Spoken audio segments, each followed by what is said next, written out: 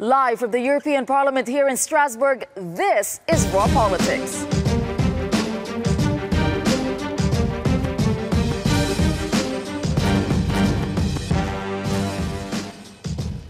Well, thank you for joining us tonight, and this is what we have coming up for you.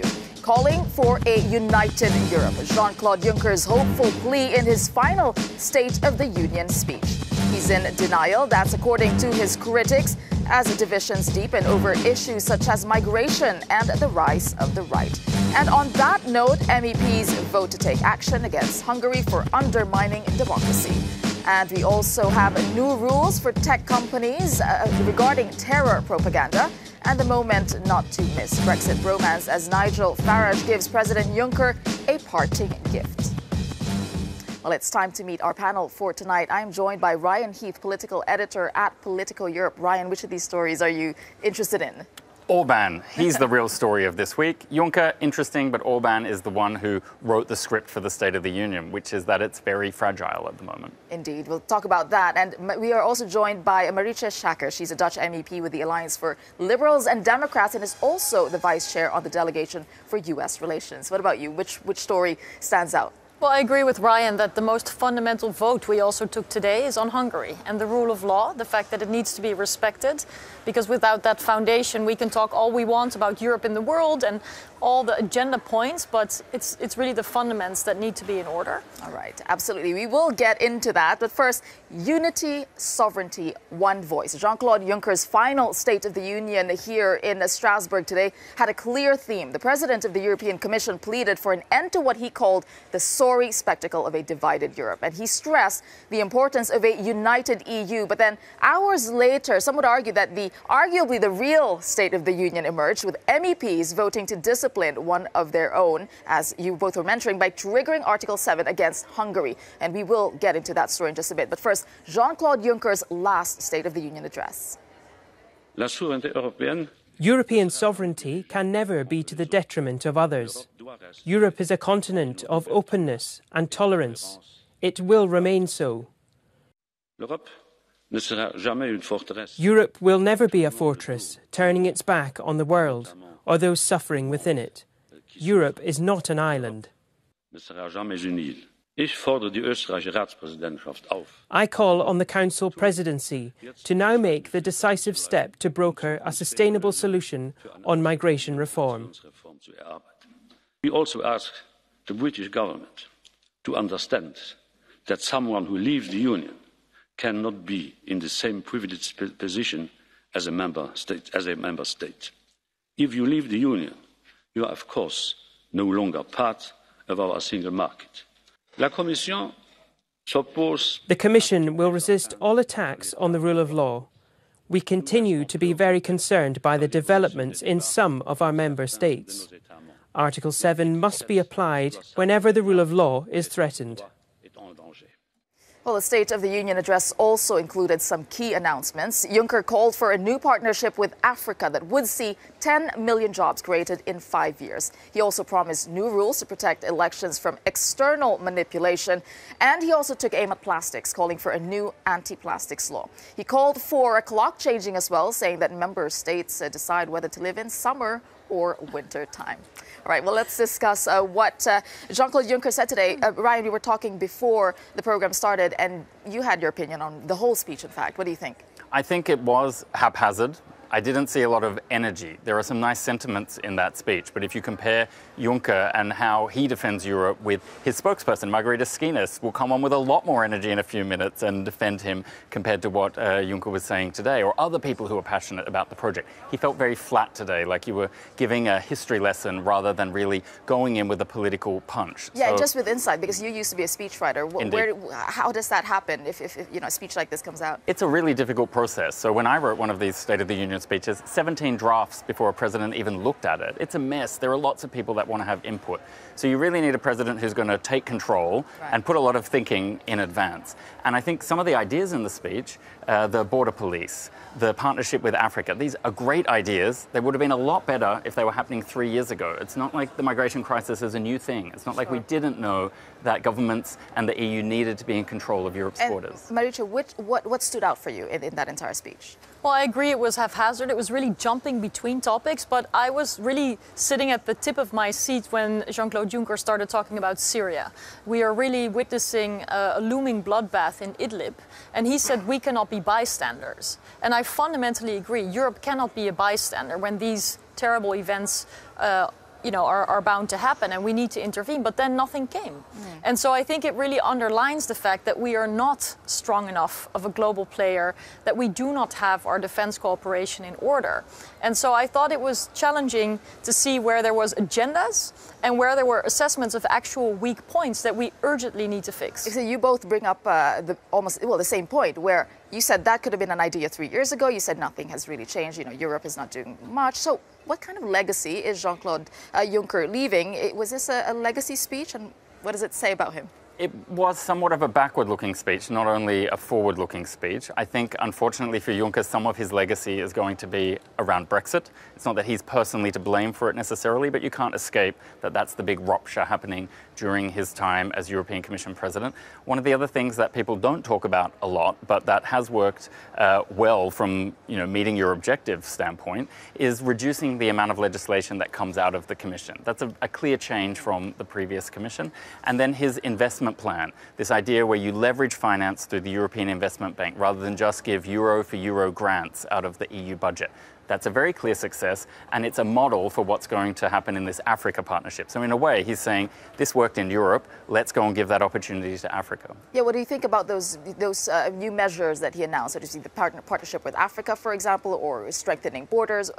Are you optimistic? Or what do you think about that? Well, I think looking at Europe's position in the world is very, very urgent. There's a real, power play between China, that's very active in Africa, the US, that is changing direction under the leadership of President Trump. So it's urgent that we claim our position and a values-based position in the world.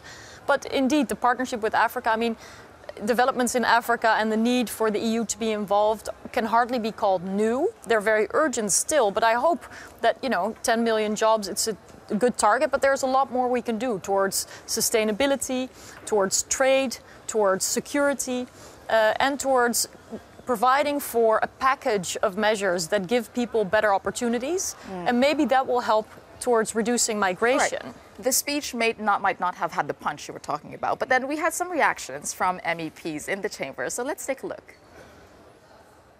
Is the European Union in a better shape now than it was when you took office? And I think the answer is clear. No. There has never been a time in the history of European integration where Europe was more disunited than it is now. My proposal is, Jean-Claude, be ambitious. You have said, and that will be my conclusion, that this was in fact the Commission of the last chance. You remember that, 4 years ago. And I'm always asking myself, what can come after the Commission of the last chance in the coming years? So I think what will come is something different. The Commission that we need in the future, dear colleagues, will be more than that. It will be a type of a new, renewed European government, what we need. Well, Mr. Juncker, what a picture you paint. A European Union of peace, of prosperity, of contentedness. And as you said, you're trying to make it a little more perfect every day. Well, it's a very good advertising slogan, but tell you what surprised me. Since your last State of the Union speech, there's been a seismic political event in Europe, perhaps one even on a par with Brexit. Italy, a founding member of the Union, the third biggest economy in the Eurozone, now has a coalition government between the Five Stars and Lega that is polling over 60% of the vote and is posing a direct challenge, both in terms of the management of the Eurozone and indeed how the migration crisis is handled. You made no acknowledgement of that at all. No acknowledgement of the populist revolt. I noted your continued use of the phrase sovereign Europe. What you're talking about is a deeper centralisation of power. So there we have it. Very interesting discussions in what MEPs are saying. Do you think that the criticism is fair? I'll put it to you, Marietje, as an MEP, that he's in denial, Jean-Claude Juncker, about what has actually been achieved? Well, I do think that this is very much a policy speech that doesn't necessarily resonate with the average European. And I think that is the task ahead of us. We have an election year coming up, and I think it is crucial that also members of European Parliament that may want to be re-elected will go out there and show that Europe adds value, can come up with solutions that are close to people, and give Europe color for people, not in technicalities, not in budget lines, but really in solutions that matter for people and that can take some of the concerns away. Because I think if we look at Europe today, we see a lot of challenges, and part of the population thinks that Europe is part of the problem, and another part can see Europe as part of the solution. And so it is crucial that we can make that link to people everywhere in Europe that are not used to talking in policy terms or in speech words. And that, I do believe, is a challenge for all of us. And that didn't really come across. With the lack of energy, it wasn't really visionary, it wasn't really touching the heart. It was rather a list of talking points. Yes, because some of the people that we had on the panel in the past couple of days were saying that what Europe needs now is vision. Yeah. And we did see that, did we? No, and it doesn't have to be a big, huge general vision. He could have looked the camera straight down the barrel and said to the people of Italy who might be doubting the EU, here's 3 reasons why you shouldn't give up on the EU. And here's one thing that I'm going to do in the next 12 months, my final 12 months, to make sure you can still believe in Europe like I believe in Europe. And I just didn't feel that come across at all. Right, and speaking of opinions, as you both were raising, our team in the Cube in Lyon have been looking into this. Let's cross over to them. What do you have for us? Hello to you, Tessa. Well, obviously, everyone looking at the elder statesman of Europe, as some people see Jean-Claude Juncker. But what about the young voices of Europe? What about the next generation of Europeans? What do they have to say? Well, here in the Cube, we've been reaching out to a lot of young people from the European Youth Forum. Now, they're obviously, as you can imagine, quite engaged in wanting to debate about the future of Europe. And they were really keenly watching this speech. Let's just bring you up some of what they had to say here. This is Karina. She's 28 years old, and she's from Austria. Now, for her, Jean-Claude Juncker touched on youth unemployment, which was a key issue. But for her view, anyway, it didn't go far enough. Let's hear what she had to say. The European Union is slowly recovering from the financial crisis. Youth unemployment might be lower than it was some years ago. But we also need to ensure that young people have quality jobs and also have access to social rights, and that their social rights are protected. So an idea here that, yes, Jean-Claude Juncker might have touched upon it, but he didn't go far enough in actually dealing with it. I think we're hearing that from the panel discussion there. Well, there's Andre here in Belgium, and for him it was climate change, talking about it. But what was the action? Let's see what he had to say. In the State of the European Union, Juncker talked a lot about climate change. He talked a lot, but he didn't promise any action. And action is what we young people need. Because if we're not doing it now, the problems are only getting worse, and future generations need to deal with it. Let me just finally end with you on Kristen here. Now, Kristen, she is 25. She's from Estonia. And for her, the future of Europe is about getting young people elected and more involved in that way. Let's hear what she had to say. President Juncker called for next year to be a landmark for democracy. This can only happen if all citizens are equally part of this process and barriers to young people's participation are removed. Political parties need to give real electable positions to young candidates, and candidates and parties in their programs need to speak about issues that matter to young voters. So that's just a flavour of what some young people are saying in Estonia, in Austria, in Belgium. But Tessa, as you're saying there's a lot of opinions going around. And I think a lot of people feel Jean-Claude Juncker delivered a speech that didn't really offer much in the way of substance that they wanted to hear. All right, thank you for that, Alex and our Cube team. Well, joining me now, someone who knows a lot about communicating the Commission's message to Europeans, Margaritis Schinas, the chief spokesperson for the EU Commission, and also with us, Darren McCaffrey, our political editor here at Euronews. I will begin with you, Margaritis. I mean, the young people were saying that, well, you know what, Europe is not actually talking to us or doing something for us, anything for us. What do you think? Well, I don't agree with that. I think that Europe is a diverse entity of 28 member states, of almost 500 million people. You cannot talk to everybody at the same time with the same message. What was important today, I think, in the president's speech is that he struck the right balance between a rather pragmatic assessment of the political and economic situation around us in Europe, but also a quite punchy, visionary view of what is to come in the next 14 months of this Commission. I think he struck the right balance. It was a very Junckerite speech, if I may. It was Juncker himself speaking.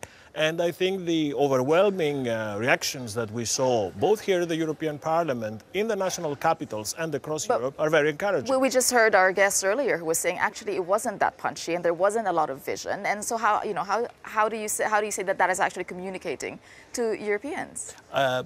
I just happened to see that there was an overwhelming positive reception from heads of state and government across the European... Well, heads of state, but not your voters, your citizens, the young people. I have seen in the European Parliament the presidents of all major pro-European groups saluting the approach of the president.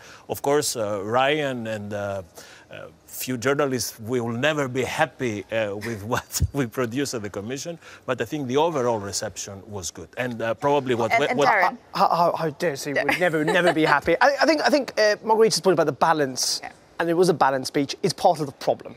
So you've got people like Guy Verhofstadt saying it was not ambitious enough, he wants more ambition. For people like Nigel Farage and Eurosceptics, it goes too far. And that is the fundamental problem in many ways where the European Union finds itself. Europe's facing many big issues at the moment. Big issues like migration, big issues such as the rise of populism and the far right. And for voters are falling into two camps. Those that think that Europe is the answer, and a growing number of people who think that Europe is part of the problem. And the problem is that in that speech, there was no real addressal to the people who feel that Europe is increasingly part of the problem. There was a kind of sense of denial that is happening. I beg to disagree with that, if you allow me, because what President Juncker put forward today was not an abstract, empty vision. It was full of meat. There was lots of specific policy proposals. There was lots about the Europe that protects, about external borders, about putting together our resources where our problems are, about buying an insurance contract against those who want to interfere in the European elections of next year. Concrete proposals on cybersecurity, subsidiarity, a new deal for Africa. These are major policy proposals. But not in a way that would... Yeah, I think in the sense that, in the grand scheme of things, that, this speech was not going to change your impression of the European Union. But Darren, you must have had your impression, because... We did. And I managed to grab a short while with Jean-Claude Juncker at lunchtime. And this is what he had to say in a very brief interview. Let's have a look. 4 years ago, you stood up and said you wanted to be frank, that Europe was not in a good state. Surely 4 years later, under your stewardship, it's got worse. No, that's the way some of our British colleagues in Parliament are presenting things. I don't think that things have developed in a bad direction. We have growth, 21 trimester following one the other. The unemployment has gone down, the budgetary deficit went down, investment is at a level where it was during the crisis. So I don't share the view of those who are saying that everything is dark. There is sunshine somewhere. There are problems though, migration, Brexit, populism. Yes, but... Aren't you in denial a little bit? No, not at all. I'm not naive. I know exactly where the problems do exist. Populism is a problem. Brexit is a disaster, and the fact that member states were unable to agree on the basic answers to be given to the migration problem is making me sad. That's not the Commission, because the Commission made its proposals in March 2015. If member states, all of the member states, would have been as wise as the Commission was 4 years ago, things would have developed in a different way. On Brexit, there's talk from Michel Barnier, from others in Britain, that a deal can be done in 6 to 8 weeks. Do you think a deal will be done? I share the views of Michel Barnier. And one final question, in one word, what's your biggest regret of your presidency? The fact that the European institutions were unable to bridge the differences between East and West. All right, Darren, what was your main takeaway from that? I think it's interesting. We heard this in the speech as well. It's like potential passing of the buck, or a recognition at least of reality, that the Commission can't be blamed for everything, and that Jean-Claude Juncker can't be blamed for all the problems in the European Union. Okay, we'll make that fair point. But isn't that also part of the problem? That, you know, this is a union made of lots of countries, but also lots of institutions, and that whoever is president, their hands are constantly tied. Well, but this is what the European Union is all about. This is not Washington, this is Brussels. We have a division of power where decision-making authorities shared between institutions and the capitals. I'm aware that there are many expectations bestowed upon the Commission emerging as a system that can decide to do and undo things, but reality, institutional reality, is much more complex than that. We have proposals to defend, we have MEPs to convince, we have capitals to win over. So I understand this, at times it's a mixture of self-flagellation and increased expectations, but that's life around us. It is, and that's democracy to a degree, but it's also the Achilles heel of the European Union. You know, Ryan was talking earlier on about migration. You know, this is something potentially that should have been in place 3 years ago, not now. And that, I think, is what Europeans are crying out for. They want solution to these big problems, and the European Union might be able to provide them, but it will be years down the line simply because no one institution can ever take the lead at any one time. If you allow me a comment on this 3 years ago thing. 3 years ago, we laid the groundwork for an EU migration policy that worked. We have saved 700,000 people in the Mediterranean. We have reduced the flows by 94% in the Aegean and 80% in the central Mediterranean. We have a system of hotspots that can distinguish asylum seekers from those that need to be returned. All this is there. But you've also seen a massive increase in public opinion against migration, and people who think it's being mishandled. Yes, because the people who think it's being mishandled are misinformed by certain national governments that they want to Europeanize failure and nationalize success. Okay. And this is costing us. Margaritis, you worked really closely with Jean-Claude Juncker. In one word, how would you describe his legacy? One word. One word.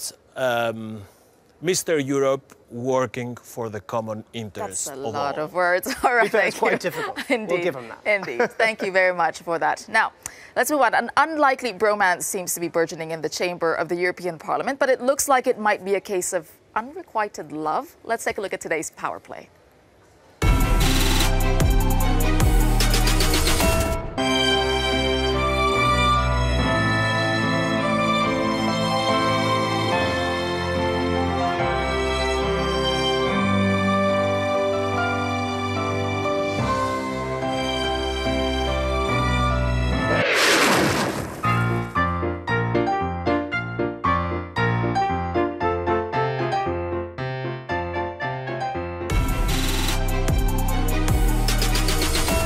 That was fun. Well, Nigel Farage told me afterwards that it was Union Jack socks. Right. He'd been wearing them a few months ago, that Jean-Claude Juncker had admired them, and so his leaving present... Tell us a behind-the-scene context. I mean, he didn't want it? We haven't opened the box yet. Okay, well, now you know what's in it. Now I will talk to Natasha Berthaud, who gets the box, and she will tell me, I'm sure. The funny thing is that actually, as much as they probably would not like to admit it, Nigel Farage and Jean-Claude Juncker actually have an awful lot in common. Indeed. They're very similar characters they in many ways. do like each other, indeed. All right, thank you very much for that, especially for being here, Margaritis Schinas. Now, we have a lot more coming up for you on Raw Politics. Tech companies face a tight new deadline for removing terror content. Plus, a first for the European Parliament as they use a so-called nuclear option, Article 7, against one of their own. We'll be back.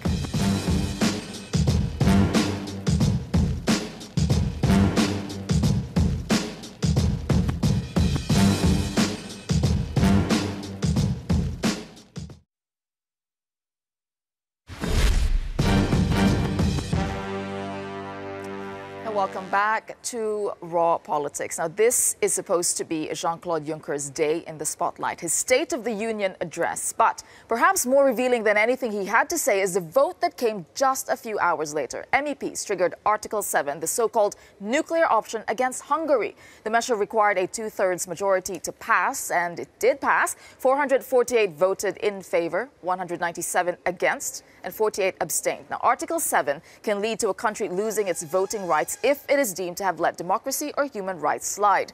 The author of the report, Judith Sargentini, was visibly moved by the result, but Orban's populist allies will be less than pleased. Well, with me to get a handle on what this vote will mean for the EU, Hungary, and Viktor Orban is our political editor, Darren McCaffrey. And also joining us for this panel is Jan Zahardil, a Czech MEP who's a member of the European Conservatives and Reformist Group. Jan, I'll start with you. How did you vote and why? I voted against Hungary to be sanctioned, so I voted against the resolution that would advise to trigger this Article 7 against Hungary. The reason is very obvious. I'm coming from the Czech Republic, Central European country. We have certain, I would say, V4, Visegrad 4 solidarity amongst us. We did a lot of things in common, and I do not believe that this is the right way how to treat a country. Although I could admit that there might be some particular problems, I do not believe that this is the right way how to start a dialogue. Okay, so do you acknowledge the accusations against Viktor Orban and the way his government is handling democracy and human rights in his country? Well, I read those accusations. I have to say that when it comes to report of Madame Sargentini, I believe that this was very much influenced by her political affiliation, and I believe that Hungary is a democratic country. It has a democratically elected government. It has a constitution. It has all, international treaties, and it abides to them. So I think that this was pretty inappropriate to vote this way, and it was a kind of rather political punishment, I would say. Okay, isn't that the point, though, that that's what necessarily the Russians or Vladimir Putin would say, is that we've got democracy, it's just not democracy how you see it. And clearly, the vast majority of MEPs believe that Viktor Orban is breaking the fundamental principles of the European Union. Yeah, they believe that. I don't believe that, and I definitely would not compare Mr. Orban to Mr. Putin in any way. I think that in Russia we can talk really about a very limited state of democracy. I definitely believe that Hungary is not the case. But you look at that speech he made yesterday, when he could have been conciliatory, when he could have at least mooted the possibility of compromise, and there was none of that. It was a very defiant tone. It was kind of sticking two fingers up and saying, I'm not going to change. That's not what politics is about. That's not what the European Union is about, surely. Look, every politician has his own style. Mr. Orban is a fighter. He's a strong man. He understands politics this way. So it is his way how to communicate, and it was his way how to defend. Whether it had some impact on today's vote or not, I can hardly guess. But this is clearly a message from the vast majority of MEPs that we saw about what Hungary is doing. So it's a message again. But in reality, legally speaking, are they really going to lose their voting rights? Almost certainly not. It would be extraordinary if they did, not least of all because this is only the start of a process. It's a three-stage process. And at the end, they need essentially all the remaining EU 27 nations to support this. And I would suspect there are one or two in Eastern Europe who won't, not least of all Poland, for example. Even more. Maybe even more. And so I think it is incredibly unlikely that sanctions will be in place. That is not to say that clearly Hungary have taken this very seriously. The European Union have taken this very seriously. And it is a very, very strong message. And it is interesting that the Hungarian Foreign Minister tonight, and indeed some MEPs, are suggesting that essentially it was rigged because, of course, the absentee votes in that parliamentary vote were not included. You know, when we say that it is a message, but will that be effective? Because this is the first time that the Parliament had triggered it, but the European Commission triggered it last year against Poland, right? Yep. But now today, the President has named a new head of the Supreme Court, so basically saying, well, you know what, we're not listening to what... Yeah, and I think that is potentially fundamentally the problem, is that I think you accept that there are issues and problems in Hungary. How do you redress them? If Viktor Orban is not going to address them, how do you do it? Well, I'm not Viktor Orban, and I am not responsible for his country, but I definitely believe that the worst possible way how to address them is an attempt to publicly humiliate the country at the plenary of the European Parliament. All right, well, we'll leave it at that for now. Thank you very much for being with us today on the panel. And we will move on now because there's another hotly anticipated vote today, and that was on copyright. After months of fierce lobbying, the Parliament has spoken, and critics of the reforms, they were not pleased. Thank you, Mr. President, for letting me speak. This is an enormous strike against freedom of speech on the internet. Well, in the end, it was a landslide, 438 to 226 in favor of copyright reform with 39 abstentions. The man behind the proposals, Axel Voss, got so excited that he forgot to turn his mic on.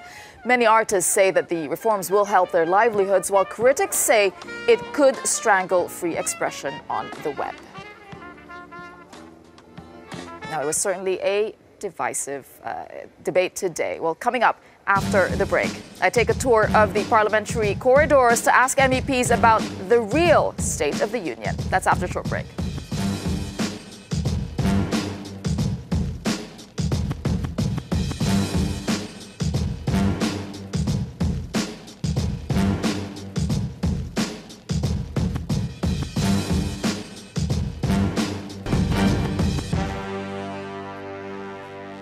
Welcome back to Raw Politics. Now, the EU has been increasing pressure on tech firms. It's proposing massive fines for companies that aren't fast enough in removing terrorist content. Now, that is really something interesting. And joining me to discuss this is Darren McCaffrey, political editor at Euronews, and Ryan Heath, political editor at Political Europe. So this is an interesting one here, interesting discussion. So the EU is proposing that if terrorists, so-called terrorist content is not removed within an hour, I believe, then they're going to be fined. What do you think about this? Yeah, and there's already, I think, legislation in Germany, for example, that says it needs to be done within 24 hours. So this is pretty draconian, given the fact I think the fine is 4% of your annual turnover. So for Alphabet, which is in charge of Google, for example, and YouTube, I mean, that's running into billions of US dollars. I think it's even well over $1 billion for Facebook. So it is a pretty bold move in some regards from the European Union. Jean-Claude Juncker was very clear earlier on that he thinks that part of the wave of terrorism that we've seen in Europe in recent years is in part due to this dissemination of information on the web, and that it is leading to the radicalisation, particularly of young kids. It does need to be tackled. It needs to be the responsibility of tech companies, and that a fine is the best way to act as the deterrent for them to deal with it. It does raise questions, though, because it's not just going to apply to the big tech companies. Sure. It does apply to everyone, and there will be questions about how it's actually, how it's applied, and also, what is terrorism, and what defines terrorist content. And again, I think that is something.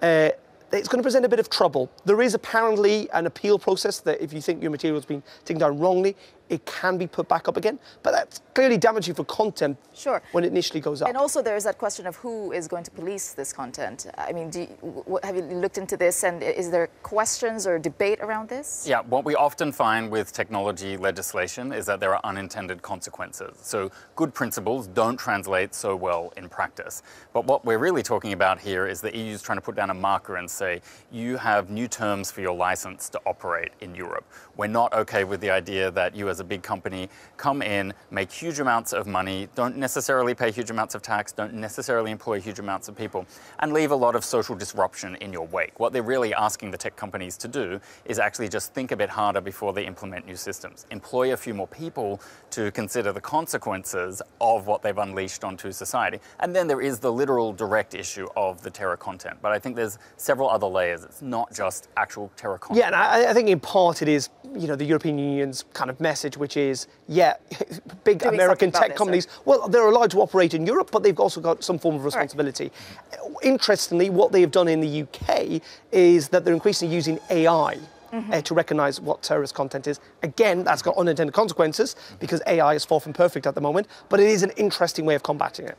Yeah, I do want to bring up another issue on this is, as we had with the copyright debate, censorship again versus who identifies, because I think that is really a key issue that who is going to legislate. They're going to give so much control. Yeah, and one of the reactions may be that tech companies simply apply much harsher filters to what gets online. So they would rather prevent the problem, the question, the fine from occurring than dealing with the reaction that the Commission is demanding. And that's when you get into trouble. That's when people say there is filtering of information that's available online. At the same time, these platforms effectively weaponize information. Absolutely. Anyone can put wrong information or violent, terrible information out there now, and that does have consequences too. There's another topic, because we just finished a parliamentary session, but then we're looking forward to the Salzburg summit, and I think that's going to be a big deal. Migration was supposed to be on the topic, but Brexit is going to be a big deal. We cannot get away. We cannot get away from Brexit. Yeah, and it's interesting. The mood music, in many regards, seems to have changed, but it did need to, given the fact that we are meant to be 8 to 10 weeks away from a deal, and it need to be more than just the mood music. But there is a feeling, a sense that there's a bit more optimism here in continental Europe, in Strasbourg and Brussels, and that there is a bit more optimism in the UK as well, that a deal can now be struck. That is not to say, though, things are easy for Theresa May. She's had a pretty torrid, again, 24 hours. Lots of rumours last night that a coup was underway amongst hard Brexiteers who were openly talking about trying to remove her as leader. Now, that coup today seems to have been cancelled by people like Jacob Rees-Mogg and Ian Duncan-Smith and others. But it is a reminder of what a precarious position Theresa May is in. Nigel Farage earlier on today told me that he thought that the Chequers deal was the most divisive thing in the Conservative Party for 80 years. It was more unpopular than the poll tax. Now, he would say that, and he is exaggerating, but it is clear that this is a very, very sore wound. Ryan, what about Europe's point of view? Do you think that a deal can be made by mid-November? It's possible. We know it's not going to be usually, we don't think it will be by the October deadline that was originally set. Let's put it that way.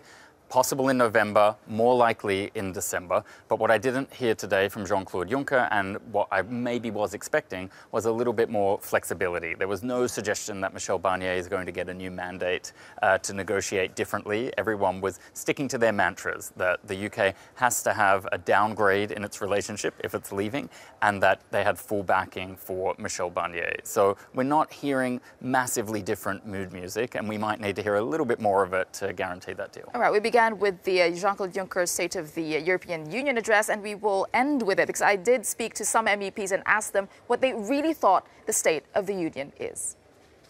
My name is Gunnar Hökmark.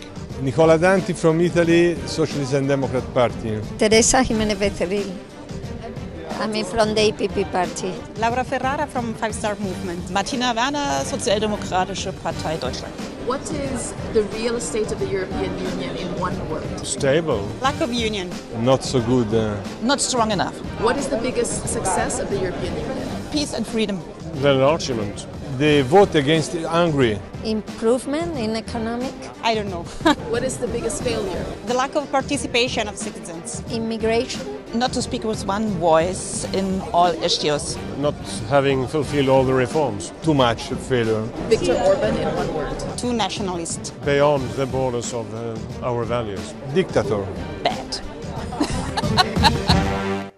Do you think that reflected the real feeling towards the State I liked of the Union? how is the State of the Union not so good, which I think is the view potentially of lots of European Union citizens. Yeah, I would call it fragile, to be honest with you. There has been significant progress in a lot of areas in recent years, but it doesn't overwhelm the big structural challenges that the EU faces, the big geopolitical problems that it's now facing around Brexit. A few directives, a few communications don't compensate for that. Are you optimistic about the change in relationship between Parliament and Commission once you have the new Commission in place? Yeah, I mean, I think, whoever makes up Parliament and or the Commission, and indeed things have changed, but those institutional barriers are still too great. And it comes back to the fundamental problem of the European Union, is essentially, if you want more Europe, it's very difficult to try and get it because of the national sentiments. And if you want less Europe, it's quite difficult because you're not going to trust the European Union, because clearly a lot of people here, and as Jean-Claude Juncker made it today, wants more of Europe. And that is where it's been torn. And in part, it's seen at its strongest in that East-West divide, which actually Jean-Claude Juncker said was one of his greatest regrets today. Indeed. All right, so now we have time for today's raw moment. It was Jean-Claude Juncker's big day. Now, full marks for punctuality, but just a shame the other MEPs didn't get the memo.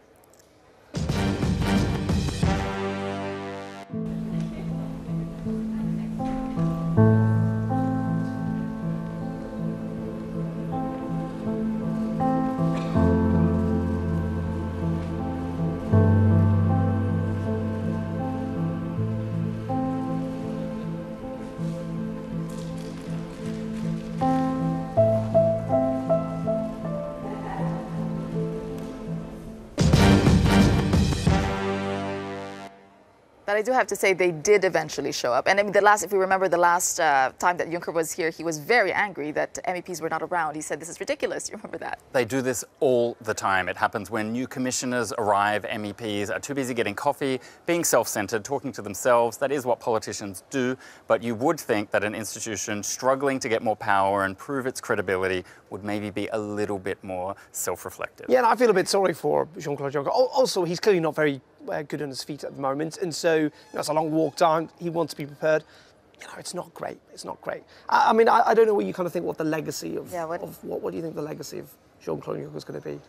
Honestly, it's going to be that he promised a political commission and couldn't completely deliver it. It was big words, not always delivered on, and Brexit. That's what will be in the history book. Can any commission president deliver? Well, I mean, that is the constraining thing. I think for me, I'm going to say he's like George III, not in the sense that he's gone mad, or was likely to go mad, but George III obviously remembered as the King of England that lost the Americas. And I think whatever happens, even the next 9 months, he will always be remembered as the president where Brexit took place under his stewardship. All right, thank you for that, Darren, and of course, Ryan Heath from Politico Europe. And thank you for watching us tonight on Raw Politics. We'd like to hear your views. Tell us what you're talking about. I'm on Twitter at Tessa Arcilia, or follow us on Twitter at Euronews using the hashtag Raw Politics. Have a good evening.